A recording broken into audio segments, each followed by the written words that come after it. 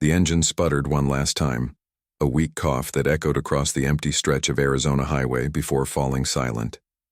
Ethan Caldwell, CEO of Caldwell Technologies, slammed his palm against the steering wheel of his sleek black Tesla, the dashboard lights blinking like a dying star. He was miles from anywhere, the sun dipping low, painting the desert in hues of fire and shadow. His phone had no signal, and the nearest town was a hazy memory from a signpost 20 miles back. He was stranded, and for a man who controlled a multi-billion-dollar empire, being helpless was a foreign sensation. Ethan stepped out, the heat hitting him like a physical force. He popped the hood, more out of habit than hope, and stared at the labyrinth of wires and circuits. He was no mechanic. His expertise lay in boardrooms, not engines. The car, a custom prototype, was supposed to be his crowning achievement, a showcase of his company's innovation. Now it mocked him, silent and useless. A distant hum broke his thoughts. A beat-up pickup truck, its red paint chipped and faded, appeared on the horizon, shimmering in the heat. Ethan squinted, shielding his eyes. The truck slowed, pulling over, with a crunch of gravel. A girl no older than 16 hopped out, her boots kicking up dust. She wore a faded flannel shirt, sleeves rolled up, and jeans streaked with grease. Her dark hair was pulled into a messy ponytail, and her eyes, sharp and curious, scanned the scene. "Car trouble?" she called, her voice carrying a faint southwestern drawl. Ethan forced a smile, the kind he used at investor meetings. "You could say that. Know anything about engines?" She grinned, a flash of confidence. "More than most. Name's Riley." She didn't wait for an invitation, striding over to the open hood. "Fancy ride. What's wrong with it?" "No idea," Ethan admitted, loosening his tie. "It just died." Riley leaned over the engine, her hands moving with practiced ease, poking at wires and tapping components. "Battery's fine," she muttered almost to herself. "Could be the alternator or maybe the ECU's fried." She glanced at him. "Got tools?" Ethan blinked. "Tools?" she chuckled, not unkindly. "Never mind. I've got some in the mall. Truck." She jogged back to her pickup, returning with a battered toolbox. For the next 20 minutes, she worked in near silence, her focus absolute. Ethan watched, half expecting her to give up. Instead, she pulled a small device from her pocket, a makeshift diagnostic tool cobbled together from wires and an old smartphone. She plugged it into the car's system, her fingers dancing across the screen. "Where'd you learn this?" Ethan asked, genuinely curious. Riley didn't look up. "My dad. He ran a garage before he passed, taught me everything he knew." "I'm sorry," Ethan said, the words feeling inadequate. She shrugged, her eyes still on the screen. "It's okay, been a few years." A moment later, she straightened. "Found it. Your ECU's got a short. I can bypass it, but it's a temp fix. You'll need a proper shop to replace it." "You can fix it?" Ethan's skepticism was poorly hidden. Riley raised an eyebrow. "Wanna bet I can't?" He laughed, a sound that felt foreign in his throat. "No bet, just impressed." She worked for another half hour, her hands steady, her focus unshakable. Ethan found himself studying her, not just her skill, but the way she carried herself, like someone who'd seen too much but refused to be broken by it. When she finally slammed the hood shut and wiped her hands on her jeans, she nodded. "Try it now." Ethan slid into the driver's seat, turned the key, and the engine roared to life. He exhaled, relief washing over him. "You're a miracle worker, Riley." She smirked. "Just a girl with a wrench. You headed to Phoenix?"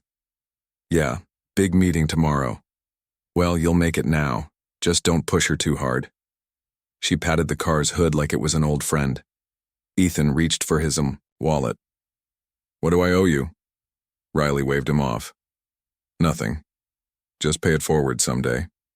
He hesitated, then pulled out a business card. "At least let me know how to reach you. I owe you one." She took the card, glancing at it before tucking it into her pocket. "Sure thing, Mr. Caldwell." She turned to head back to her truck, but her wallet slipped from her back pocket, landing in the dust. Ethan bent to pick it up, and as he did, it fell open. Inside was a photo, creased and worn, of a younger Riley with a man who must have been her father. They were laughing, standing in front of a garage with a sign that read Hank's Auto. Tucked beside it was a $1 bill, a few coins, and a folded piece of paper. Ethan didn't mean to snoop, but the paper caught his eye. A medical bill, stamped past due, for an amount that made his stomach twist. Thousands of dollars addressed to Riley Martinez. Riley snatched the wallet back, her cheeks flushing. "Thanks," she muttered, avoiding his gaze. "Riley," Ethan said softly. "That bill, is that for you?" She stiffened, then sighed.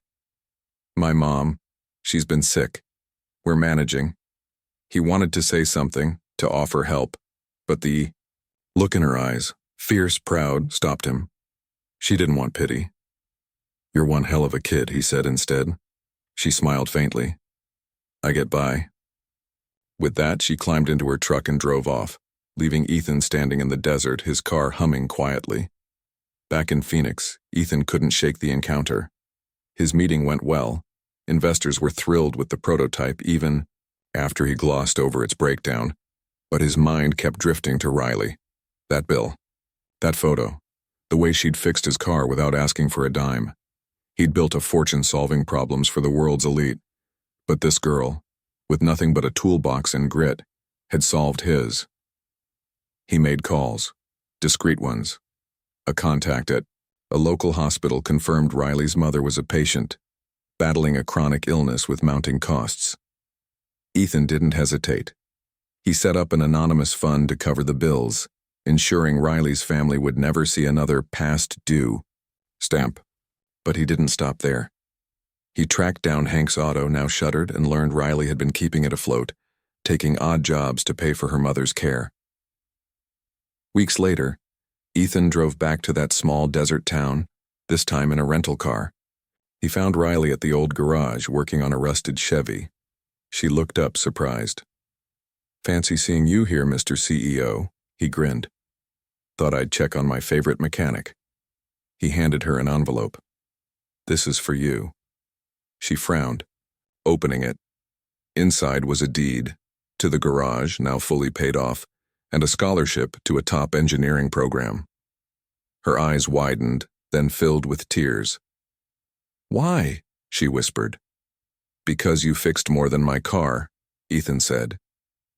"You reminded me what matters." Riley hugged him. A quick, fierce embrace, and for the first time in years, Ethan felt something his billions couldn't buy. Purpose. Riley pulled back from the embrace, her eyes still glistening but her jaw set with that same fierce determination Ethan had seen on the highway. She clutched the envelope, the paper crinkling under her fingers, and looked at him like she was trying to solve a puzzle. "This is too much," she said, her voice barely above a whisper. "I just fixed your car." Ethan shook his head, leaning against the rusted Chevy she'd been working on. The garage smelled of oil and metal, a familiar scent that tugged at memories of his own childhood, tagging along with his father to auto shops before the world of suits and skyscrapers claimed him. "Riley, you didn't just fix my car. You showed me something I'd forgotten, how to care about something bigger than a bottom line." She frowned, glancing at the deed and scholarship papers. "But why me? You don't even know me." "Know enough," Ethan said. "I saw your wallet, that bill, the photo of you and your dad. You're out here keeping this place alive, taking care of your mom, and you still stop to help a stranger. That's not common. That's rare." Riley's cheeks flushed again and she looked away, her boots scuffing the concrete floor. Anyone would have stopped. "Not true," Ethan said, his voice firm but kind. "Most people would have kept driving. You didn't. And you didn't ask for anything in return. That's why." She was quiet for a long moment, her fingers tracing the edge of the envelope. "My dad used to say, fix what you can, even if it's just one thing. I was just doing what he taught me." Ethan smiled faintly. "Your dad sounds like a hell of a guy."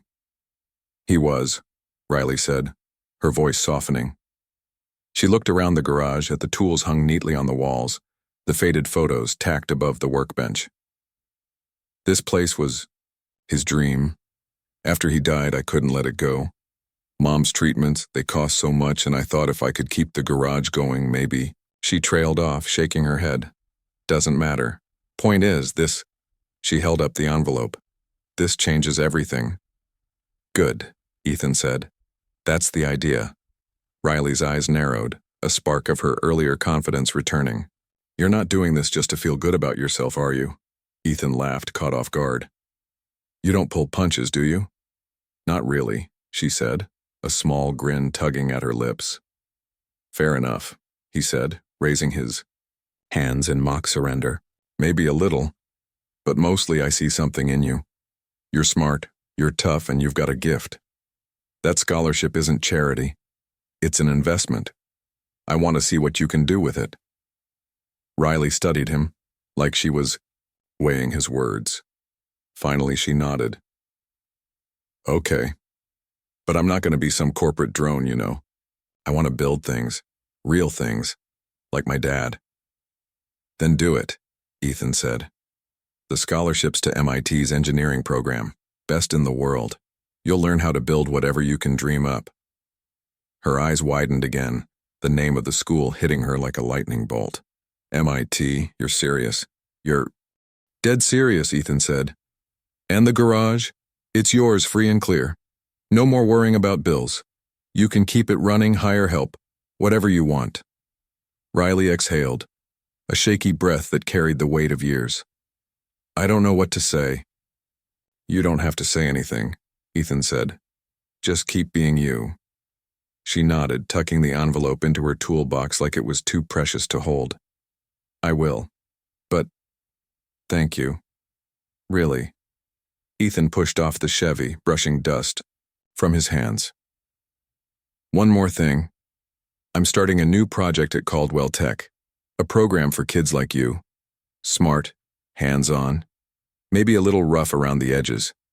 I could use someone to help me get it off the ground. Someone who knows what it's like to work for something. Interested? Riley's grin returned, wider this time. You're just full of surprises, aren't you? Keeps life interesting, Ethan said, matching her grin. Think about it. No pressure. I'll think about it, she said, her tone teasing but intrigued. But don't expect me to wear a name tag. Wouldn't dream of it, Ethan said, laughing.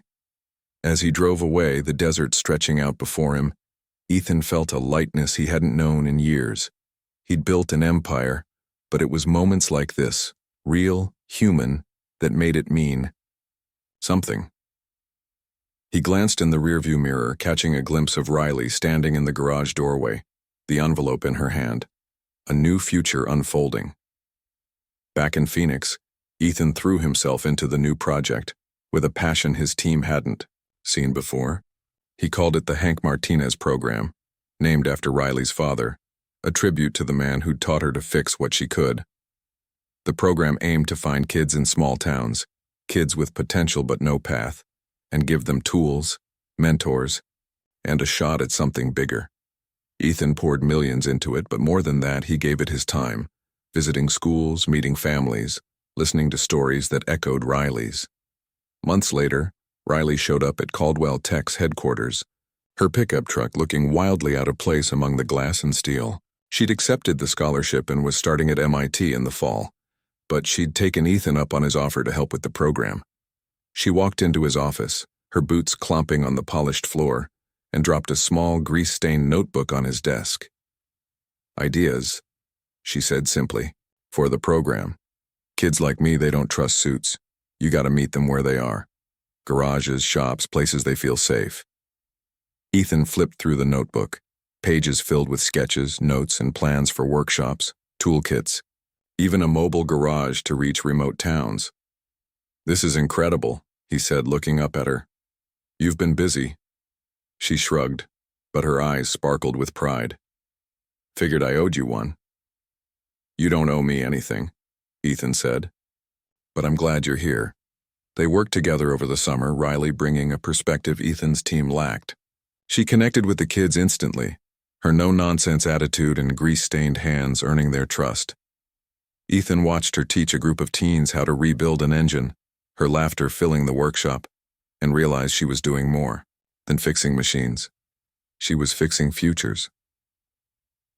One evening after a long day at the workshop, Riley and Ethan sat on the tailgate of her truck, sharing a couple of sodas. The city lights glittered below, a far cry from the desert where they'd met. You ever miss it? Riley asked. The desert, I mean, where we started. Sometimes, Ethan admitted. It's quiet out there. Makes you think. Yeah, she said, taking a sip. I used to think I'd never leave that town. Now I'm headed to MIT, working with you. It's weird. Good weird? Ethan asked. She grinned. The best kind. They clinked their cans, a silent toast to new beginnings. Ethan looked at her, this girl who'd fixed his car and somehow his heart and knew he'd never be the same. The world was full of problems, but with people like Riley, maybe, just maybe, they could fix what mattered most. Years later at ICAWI, the opening of the Hank Martinez program's first nationwide center, Ethan stood at a podium, a crowd of kids, parents, and reporters before him. Riley, now a junior at MIT, stood beside him, her flannel traded for a blazer, but her grin unchanged. The cameras flashed as she cut the ribbon, and Ethan stepped back, letting her take the spotlight. As the crowd cheered, he thought of that dusty highway, that broken car, that wallet with a single dollar and a past-due bill. He thought of a girl who'd fixed what she could, and in doing so, had fixed him too. And he knew, deep in his bones, that this was only the beginning.